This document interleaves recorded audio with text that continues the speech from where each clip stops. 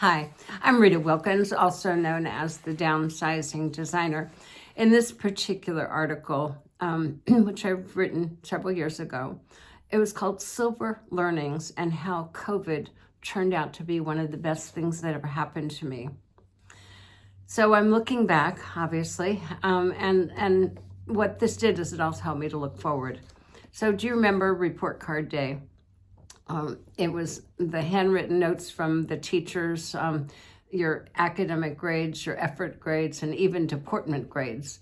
So at our home, it was a family ritual. Sitting around the kitchen table, Mom would serve one of her favorite casseroles. And after, wonderful conversations about the day, Dad would inevitably say, let's have a look at your report cards. So for me, that phrase brought dread, not because of my grades, which were a mix of B's and C's and occasional A's, but because my sisters consistently excelled and received all A's. So one by one, we would hand over our report cards, and Dad showed genuine interest in acknowledging each of our achievements and asking how we might improve in areas where we struggled. So these conversations really changed my life. So while Dad never compared us, I couldn't help but feel less capable than my sisters. Yet a life-changing moment happened years later, and it was unrelated to report cards. So as a high school freshman, my guidance counselor reviewed my PSATs and said, "You're probably not college material. You should consider another path."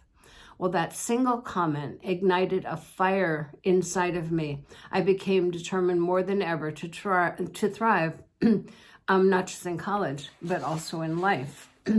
So our middle-class parents worked very hard and tirelessly to save for our college educations, and Mom used to a cash envelope budget system, visually dedicating funds for food, mortgage, college, and for her 5 children. And how dare that guidance counselor suggest that I wasn't college material? So that afternoon, I told my mom what happened without hesitation.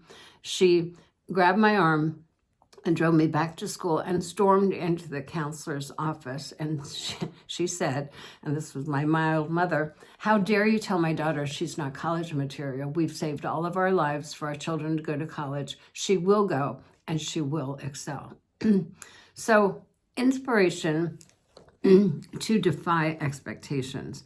So Mom's passionate defense of me became a touchstone throughout my life. Whenever doubts crept in, I remembered her fierce belief in my potential.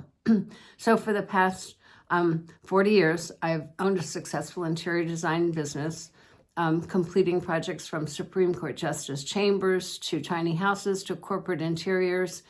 I found my niche, focusing on areas where I naturally excel. But like many, I've avoided areas where I lacked confidence, relying on others for tasks that didn't come easily to me, particularly anything related to technology. So a new challenge was something. It was learning learning what I once avoided.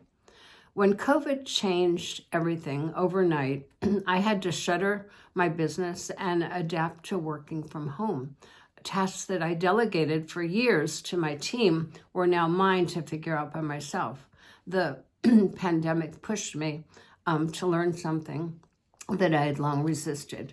So I retrained my brain to say I can instead of saying I can't. And I proved to myself that I can embrace new skills and thrive.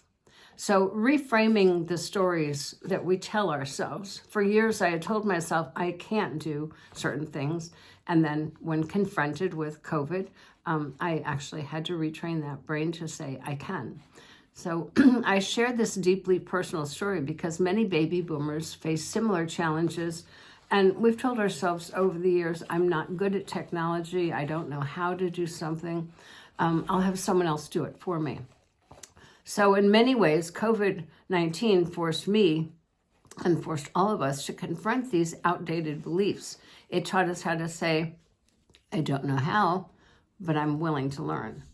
So a brave new world and a brave new you is there. So recently I delivered a keynote address via a Zoom conference to over 1,000 people. It was a speech that I would have given on stage, though initially daunted by having to do it on Zoom. I embraced the challenge and I succeeded.